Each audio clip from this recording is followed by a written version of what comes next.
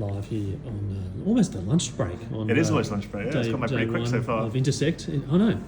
What have you been doing this morning? Ian, hi, by the way. Sorry, from thank Payments. you, Chris. Appreciate it. Yeah. What have you been doing today?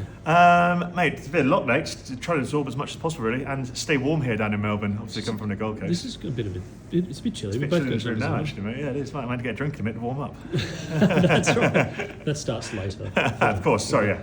Yeah, not in the afternoon. Today, mate, we've got here bright and breezy. Been to a few different panel sessions so far. Found them very interesting.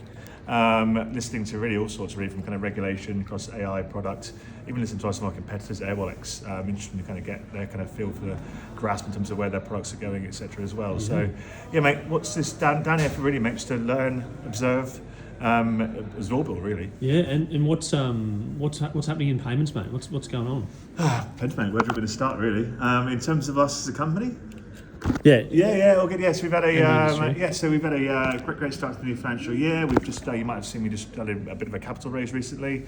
That's really more so aimed at obviously more product, building more products for those kind of partners we've got in the enterprise space. We should be going to market in the next kind of couple of months with two pretty big names that we can announce as well in the enterprise partnership space. And also a lot of the money we bring in is for obviously product development, building that product team. Obviously, anyone in the product team, as you'll know, not expensive. Is expensive, should I say? And yes, we brought it for a number of reasons, really. And in terms of the partnerships and the importance of that, can you talk about that? Yeah, well, we're a enterprise partnerships based company. So we don't, all the revenue we receive as a business, we generate as a company, it comes through our partnerships. And this can be anybody really, from kind of a one-man band accountant up into the kind of the API integrations that we have, the likes of kind of PEXA and the likes of Boardroom as well, which are kind of fully automated. And that's where we want to go, really, is that kind of an enterprise partnership space, looking for kind of tech companies or payments platforms out there that we can perhaps introduce, integrate an FX product offering for them, for their clientele. And where are the banks sitting in terms of what they're doing in terms of your space? Are they actively involved? No, not what we can see anyway. We compete against the banks, obviously. They're obviously still pretty much our biggest competitor out there in the market.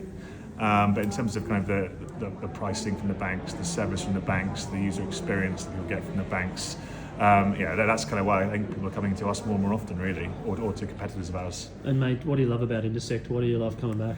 Mate, well, it's actually my first time down here, mate, to be honest. Oh, really? Mate, seriously, yeah. Maybe I've seen you at so many other events that I forget. No, it's crazy, really. So I've been in the fintechs industry over here in Australia for 12 years, mate. It's my first ever Intersekt. I think it's just because I do a lot of work in obviously other industry, not just fintech, but also other industries within the around the country, and I'm on the road a lot, and I've just never had the opportunity to, really. So no, I've thoroughly enjoyed it so far. We're 3 or 4 hours in so far. 3 or 4 hours out of the 16. It's 16 sort of like, formal. Well, just remember 15 hours into it tomorrow, mate. I'm on the panel session at 4 p.m. tomorrow afternoon. So everybody wants to come. I've got the graveyard shift. Before the 50 pitches thing. Yeah, I believe so. So 4 o'clock tomorrow afternoon. Are you doing a pitch in the 50? I'm not doing any pitch. No, I've done enough pitching in my lifetime, mate. That lasts me a long time, mate. I haven't got no more pitching left in me. And the state of fintech in Australia, how do you see it? I think it's great, mate. I think there's still lots to come. I think the opening chat pointed out very well. I think it might be Rayhan actually saying that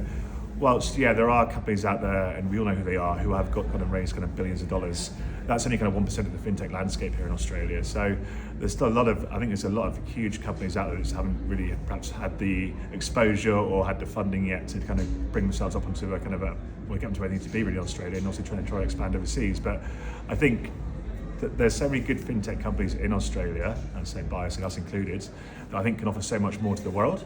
It's just having those gateways open really to go for overseas. And as the Shannon from Airwallex mentioned earlier on, going overseas isn't easy. Licensing, as you mentioned several times, we know how hard that can be and how time consuming that can be.